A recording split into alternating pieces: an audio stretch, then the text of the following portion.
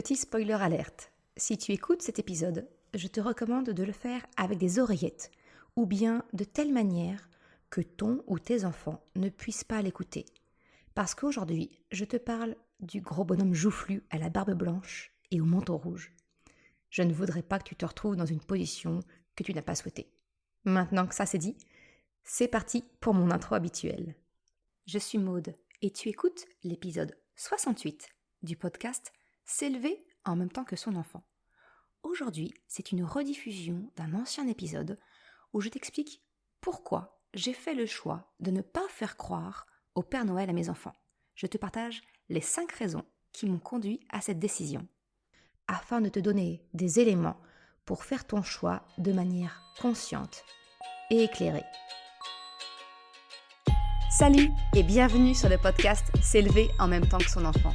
Je suis Maude, coach certifiée chez Mercredi, mais surtout maman de 3 enfants. Sur ce podcast, je t'aide à conjuguer la bienveillance avec la réalité de ton quotidien de maman. Utiliser ton choix d'une parentalité bienveillante comme un accélérateur de ton propre développement personnel. T'aider à changer de regard sur les situations que tu vis avec ton enfant pour t'en servir, pour grandir et apprendre sur toi. Salut, je suis contente de te retrouver pour ce nouvel épisode dont le sujet me tient à cœur. Car si tu me suis depuis un petit moment, tu sais que mon dada, à travers ce podcast et mon site Mercredi, où je te partage les articles écrits des épisodes, c'est de t'aider à faire tes choix en matière de parentalité de manière consciente, éclairée, et non pas par automatisme ou reproduction de ce que tu as connu ou que tu vois autour de toi. Tu sais que j'ai à cœur de t'aider à déconstruire tes réflexes et autres automatismes pour t'en créer de nouveaux que tu choisis en pleine conscience en ayant pesé les avantages et les inconvénients. Comme je te le mentionnais en spoiler alerte, si tu as ton ou tes enfants qui peuvent entendre l'épisode, je te recommande de mettre des écouteurs ou bien de l'écouter en leur absence. Parce qu'aujourd'hui, je vais te parler du Père Noël. Et plus précisément, te partager les 5 raisons pour lesquelles j'ai personnellement choisi de ne pas faire croire à mes enfants au Père Noël. Alors oui, je sais que nous ne sommes que début novembre. Et moi non plus, je n'aime pas que l'on nous pousse à nous plonger dans Noël, alors même que la Toussaint et Halloween sont à peine passés. Mais je fais une entorse à mes propres convictions afin de te partager dans cet épisode des éléments qui, peut-être, nourriront ta réflexion pour faire ton propre choix sans te retrouver prise au dépourvu quand ton enfant te posera des questions. Voilà pourquoi j'aborde cette question aujourd'hui alors qu'on est début novembre au moment de la sortie de l'épisode. Trêve de blabla, c'est parti pour l'épisode du jour. Aujourd'hui, je te partage les 5 raisons pour lesquelles j'ai fait le choix de ne pas faire croire à mes enfants au Père Noël. En fait, c'est un sujet que j'ai déjà abordé sur le site mercredi.com il y a quelques années. Si ça t'intéresse, je te mettrai le lien de l'article dans la description, si tu souhaites d'ores et déjà un peu creuser la question. Mais aujourd'hui, je te révèle pourquoi j'ai fait ce choix. Et la semaine prochaine, dans le nouvel épisode, j'aborderai la question qui m'est souvent posée. Mais alors, comment conserver la magie de Noël sans faire croire au Père Noël ? Alors avant de commencer, je tiens à t'informer que Noël a une grande place dans mon cœur. En fait, c'est ma fête préférée. Et il n'est pas du tout question pour moi de sacrifier ce bonheur de l'enfance à mes enfants. Mais d'un autre côté, j'ai également des valeurs qui me sont très chères et que je souhaite transmettre à mes enfants. Ces valeurs qui se traduisent dans les 5 raisons pour lesquelles j'ai fait le choix de ne pas leur faire croire au Père Noël et ce que je te partage aujourd'hui. Alors attention, mon but n'est pas de te faire culpabiliser ou de te convaincre. Si tu me connais, tu sais que c'est même tout l'inverse. Je vise plutôt la déculpabilisation. Mais je souhaite plutôt te partager cela afin de te permettre de faire ton choix, prendre tes décisions en pleine conscience, avec tous les éléments en main. Et après, c'est le choix de chacun. Et j'aurais tendance à dire que la valeur de tolérance est une des principales valeurs qui me tiennent à cœur. C'est la raison pour laquelle je parlerai beaucoup à la première personne dans cet épisode. Je te parlerai de moi. Je te partage mes raisons. Libre à toi de te les approprier ou non. Je ne suis pas là pour forcer qui que ce soit. Sur ce, attaquons la première raison pour laquelle j'ai fait ce choix. Comme tu le sais, la relation de coopération est pour moi essentielle avec les enfants. C'est d'ailleurs un des tout premiers épisodes que j'ai publié sur le podcast. L'épisode numéro 2, dans lequel je te partage les 3 raisons pour lesquelles je te conseille de choisir la relation de coopération. Eh bien, cette relation de coopération, elle est basée sur la confiance mutuelle. Je souhaite avoir confiance en mon enfant et je souhaite qu'il ait confiance en moi. C'est un des piliers de la parentalité selon moi. Alors la première raison pour laquelle j'ai décidé de ne pas faire croire au Père Noël à mes enfants, c'est pour la confiance. Il ne m'est pas concevable de prôner la vérité et la confiance 11 mois dans l'année et le mois de décembre arrivant, eh bien de mettre mes principes et mes convictions dans ma poche pour préserver la magie de Noël. Et sincèrement, tu verras, la magie, elle n'a pas du tout disparu avec le mythe du Père Noël. Les deux sont vraiment indépendants et peuvent vivre séparément. Ce que mes proches m'ont alors contre-argumenté, c'était que ce n'était pas vraiment un mensonge, le Père Noël. Il n'y a pas de mauvaise intention. C'est au contraire plutôt pour, entre guillemets, la bonne cause. Personnellement, en tant qu'adulte, je n'aime pas que l'on me cache des choses pour me protéger. C'est plutôt infantilisant, je trouve, de penser que je ne suis pas en mesure de comprendre ou de connaître quelque chose. Je ne fais donc pas de différence entre un mensonge avec un but, on va dire malveillant, qui va être de ne pas se faire prendre vis-à-vis d'une bêtise ou quoi que ce soit, et un mensonge avec un but plutôt bienveillant, protéger d'une nouvelle blessante ou bien entretenir un monde imaginaire avec le Père Noël. J'ai également entendu la comparaison avec les cachotteries qu'on peut faire dans le cadre d'une surprise. Là encore pour moi, ce n'est pas comparable. Si on me cache la préparation d'une fête en utilisant un mensonge, ce n'est pas la même chose à mes yeux, parce qu'alors je vais connaître la vérité d'ici quelques jours ou quelques semaines. Ça n'a rien de comparable avec le fait de faire croire à un enfant pendant plusieurs années, généralement entre le moment où il est en mesure de comprendre ce que les cadeaux de Noël représentent, donc vers l'âge de 3 ans, et jusqu'à environ 5, 6 ans, voire même plus. Même si le but de faire rêver son enfant peut être louable, il n'y a pas de jugement là-dessus, personnellement, je ne suis pas prête à transiger sur ma valeur de confiance et de vérité. Il n'y a pas de bonnes intentions qui puissent le justifier à mes yeux. Le deuxième point qui m'a conduit à faire le choix de ne pas faire croire au Père Noël à mes enfants, eh bien, c'est dans la continuité de cette valeur forte chez moi que sont la vérité et la confiance.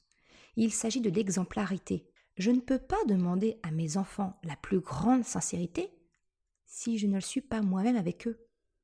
Tu le sais, je t'en parle souvent dans le podcast, mais la congruence est très importante selon moi pour créer une relation de confiance, de coopération, de sécurité avec ton enfant.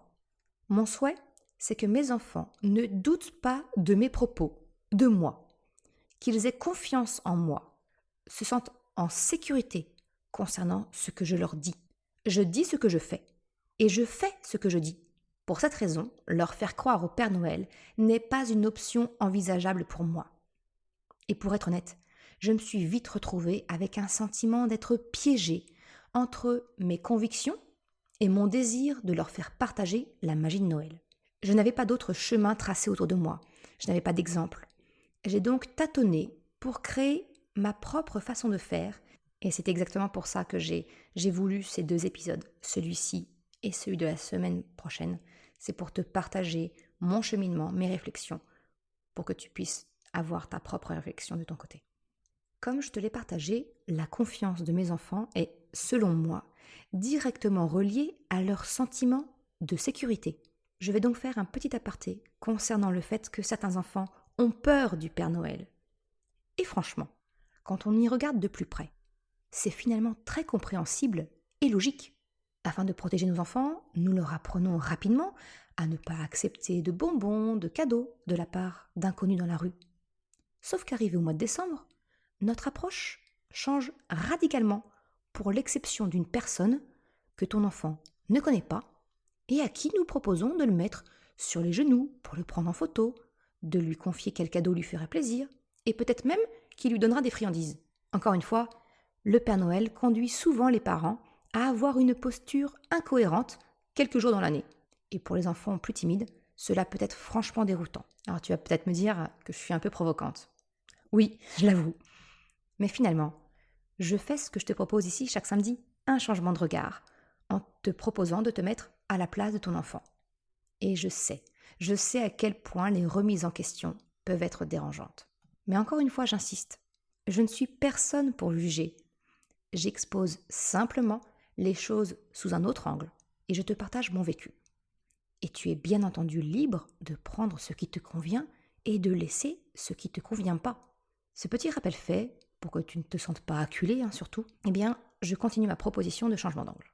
Peut-être que ton enfant exprime ou pas, ou bien ressent un peu de peur dans la maison, dans le noir, le silence de sa chambre.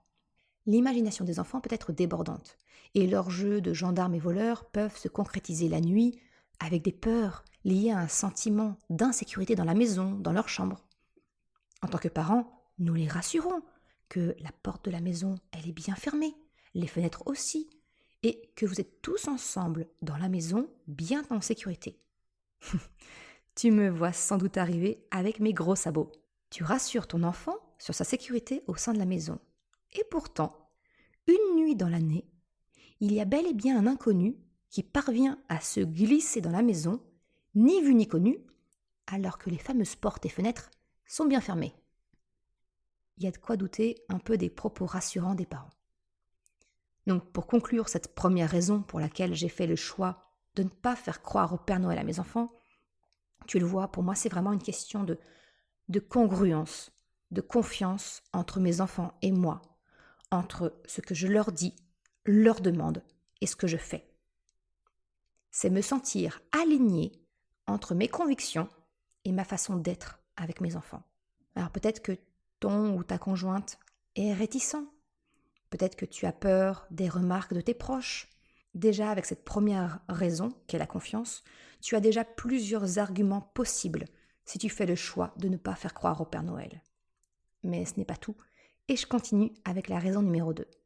La raison numéro 2, pour moi, c'est l'implication. Le fait de ne pas avoir à entretenir un mensonge concernant l'existence du Père Noël, eh bien, te facilitera également beaucoup les choses.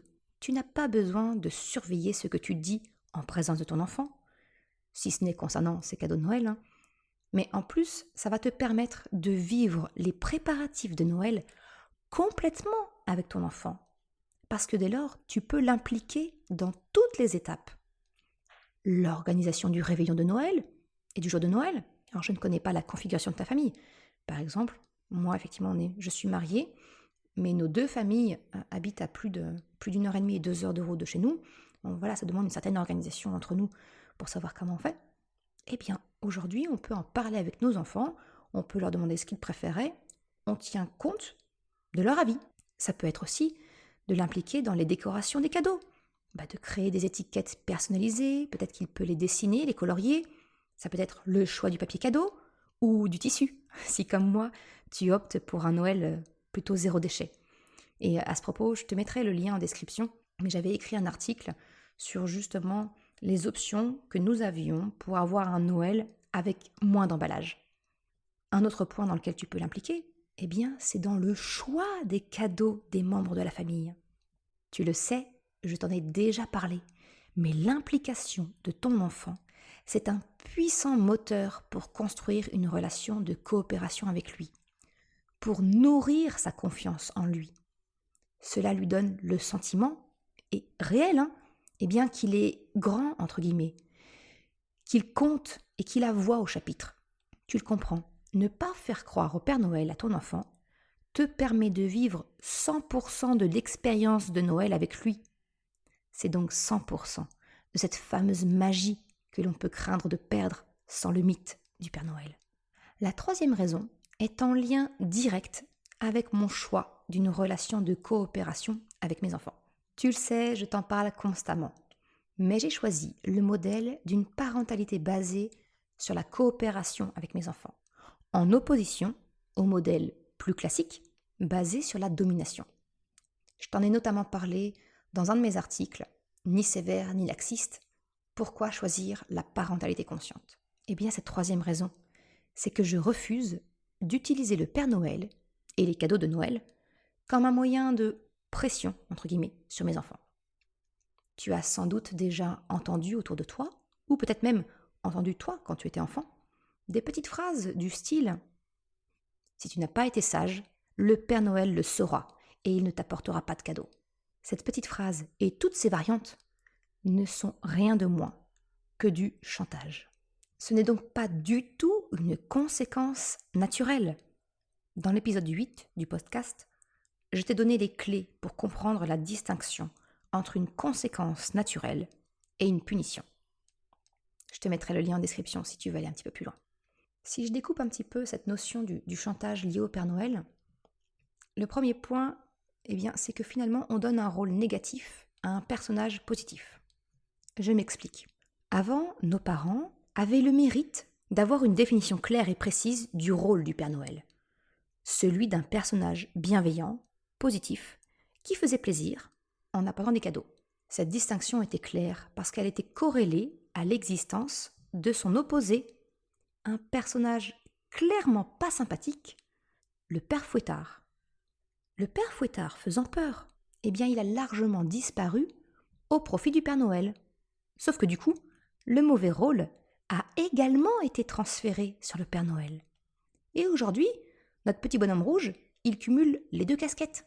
Celle positive, qui cherche à faire plaisir aux enfants en leur apportant des cadeaux, mais également celle nettement moins sympathique, héritée du Père Fouettard donc, qui consiste à surveiller, sanctionner les enfants au comportement pas toujours acceptable. En gros, on a créé un personnage schizophrène qui joue en même temps le rôle du gentil et du mauvais flic. D'un côté, il manie la baguette et de l'autre, la carotte. Sauf que ton enfant, ce n'est pas un âne que tu cherches à faire avancer. Parce que le système de punition-récompense n'active pas le bon moteur de la motivation chez ton enfant. Il s'agit d'une motivation extérieure, comme je t'en ai parlé dans cet épisode 8 qui concerne les punitions. Mais également dans l'épisode 21, où j'aborde la question « Quand ton enfant ne t'écoute pas, pourquoi et comment faire ?» Je te mettrai les liens de ces épisodes en description. Si je vais un peu plus loin dans ma réflexion, et tu commences à me connaître, j'aime bien aller au bout d'une idée, faire reposer, l'obéissance, entre guillemets, de ton enfant sur un personnage temporaire, tel que le Père Noël, c'est finalement un délestage des responsabilités parentales. C'est un transfert du détenteur de l'autorité parentale. Ce n'est plus toi qui fixes les règles et veille à leur respect. C'est le Père Noël. Et oui, j'utilise bien le terme d'autorité parentale.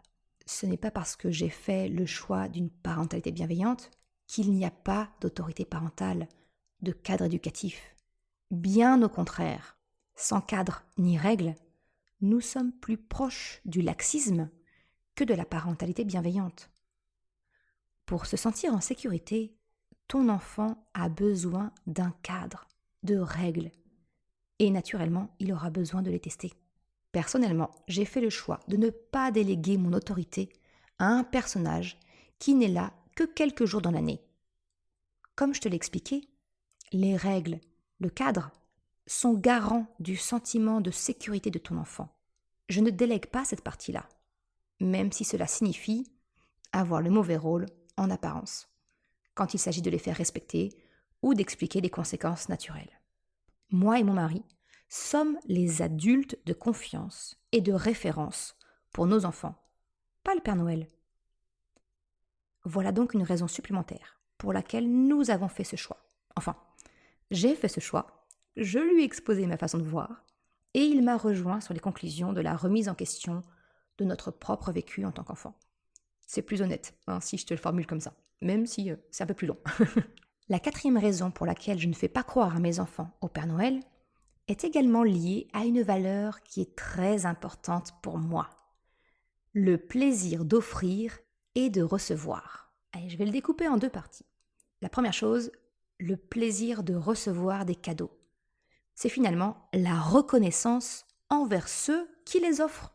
J'entends souvent autour de moi que les enfants sont trop gâtés, qu'ils croulent sous les cadeaux et se comportent parfois comme des enfants n'ayant pas du tout conscience de la valeur des choses, qu'ils ne se rendent pas compte. Et pour cause, les cadeaux offerts par le Père Noël, ils arrivent comme par magie. Et qui dit magie dit déconnexion de la réalité, de la valeur marchande, pécuniaire. Rien n'est trop cher pour le Père Noël. Il est magique. Ce sont ces lutins qui fabriquent les jouets commandés sur une liste de Noël qui a été postée. Il me semble injuste de reprocher aux enfants de ne pas se rendre compte, alors que nous avons sciemment décidé de relier les cadeaux à un personnage magique bien loin de la réalité économique de notre quotidien. Mes enfants, connaissant la réalité sur la provenance de leurs cadeaux, ils connaissent la réalité de notre quotidien. Par exemple, ils savent que leur papy et mamie, ils ont 4 petits-enfants et que donc, naturellement, leur compte ne leur permet pas de dépenser sans compter pour eux individuellement. Exactement de la même manière que ton enfant a conscience de cette réalité pour ses cadeaux d'anniversaire. Ne pas faire croire au Père Noël permet, selon moi, d'éviter ce quiproquo, ce malentendu inconscient sur les cadeaux. L'autre élément bénéfique à mes yeux, c'est que mes enfants ont conscience de qui leur offre tel ou tel cadeau. L'intention de la personne qui offre le cadeau ne leur est pas inconnue, bien au contraire. L'intention est au cœur même du cadeau. Lorsqu'une tante ou un oncle offre un cadeau d'un certain type, couleur, forme, il est choisi avec le cœur, de façon personnalisée, selon les goûts de l'enfant, afin de lui faire plaisir. Au-delà du cadeau, mes enfants peuvent ainsi ressentir cette intention de leur faire plaisir, de ce cadeau personnalisé selon leur goût. Cette intention démontre l'attachement entre la personne qui offre et l'enfant qui le reçoit. Ce n'est pas un cadeau impersonnel. Il a été choisi avec le cœur et cela se ressent. Mes enfants peuvent le percevoir. Cela nourrit indirectement leur confiance en eux, car ils se sentent ainsi compris, aimés, dignes d'attention. Ce n'est pas un simple objet. Le cadeau, c'est l'objet et l'intention. Et c'est cela qui permettra à ton enfant de goûter au plaisir de recevoir et de chercher à le reproduire par mimétisme et empathie. Le deuxième plaisir, c'est le plaisir de faire plaisir, offrir des cadeaux. Parce qu'un cadeau, il ne fait pas seulement plaisir à celui qui le reçoit. Tu le sais bien, toi. Ne pas croire au Père Noël, ça permet à ton enfant de ressentir la satisfaction de faire plaisir à l'autre. Les enfants qui croient au Père Noël, ils n'ont pas cette opportunité supplémentaire de goûter à ce plaisir, à cette joie ressentie lorsque l'on offre un cadeau, que l'on fait une surprise à une personne. Rien que pour cette raison, je suis heureuse de pouvoir sensibiliser mes enfants à ce plaisir. C'est un levier supplémentaire pour travailler leur empathie. Tu le sais, toi, tu le connais, ce bonheur de voir que ce que l'on a préparé, ce que l'on offre à l'autre lui fait plaisir. Si ton enfant n'a pas besoin d'être préservé de la vérité concernant le Père Noël, il pourra vivre cette expérience supplémentaire pour goûter à cette joie et cultiver, peut-être ainsi, chez lui, le plaisir d'offrir. Et si tu veux aller un peu plus loin dans cette joie d'offrir, je te partage ce qu'on a fait avec mes enfants l'an dernier. Peut-être que tu as entendu parler de ce mouvement solidaire qui consistait à offrir un colis cadeau pour des personnes en difficulté. Cela portait différents noms comme Opération Cadeau du Cœur ou les boîtes solidaires de Noël. L'idée, c'était de rassembler dans une boîte des petits cadeaux utiles et des petites douceurs qui étaient ensuite distribués aux personnes sans domicile fixe ou en difficulté. Avec mes enfants, on a chacun constitué une boîte avec une gourmandise, un produit d'hygiène, un livre et un petit jouet. Alors les 2 derniers étaient d'occasion, des livres et des jeux auxquels ils ne jouaient plus et qu'ils ont choisis eux-mêmes.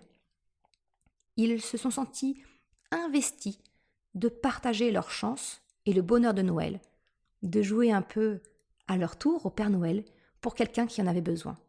Ne pas leur faire croire au Père Noël leur permet également de créer leur propre cadeau, que ce soit lors d'une telle opération, si elle se reproduit cette année, ou peut-être même simplement pour les autres membres de la famille. Les enfants vivent ainsi 100% de la magie de Noël, en vivant également l'expérience du côté de celui qui offre et qui ressent ce plaisir.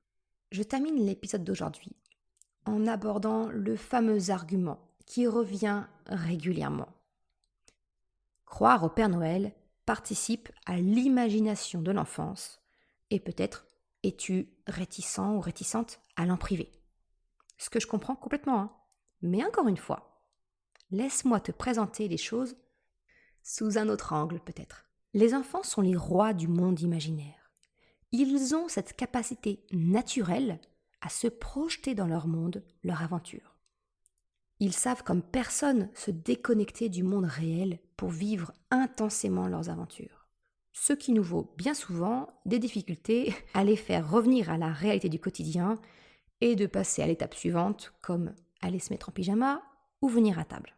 Ils n'ont donc pas vraiment besoin de notre aide pour construire leur monde imaginaire. Le point essentiel selon moi, c'est que les bénéfices de l'imagination résident dans le fait de construire le monde imaginaire. L'imagination, c'est l'action d'imaginer. Alors oui, je sais, ça peut paraître bête dit comme ça, mais je répète. L'imagination, c'est l'action d'imaginer. C'est pas de vivre dans un monde imaginé et décrit par quelqu'un d'autre. Un peu comme les Lego. Le plaisir réside essentiellement dans la construction. Une fois construit, monté, ton enfant va jouer un peu avec. Et puis, soit vite le délaisser ou bien le démonter pour construire quelque chose d'autre. Parce que finalement, ce qui l'intéresse, c'est la construction. Eh bien, l'imagination, c'est pareil. C'est bénéfique pour ton enfant si c'est lui qui le construit. Le hic avec le Père Noël, c'est que ce n'est pas notre enfant qui imagine ce conte, cette histoire. C'est nous, les adultes, qui le lui transmettons.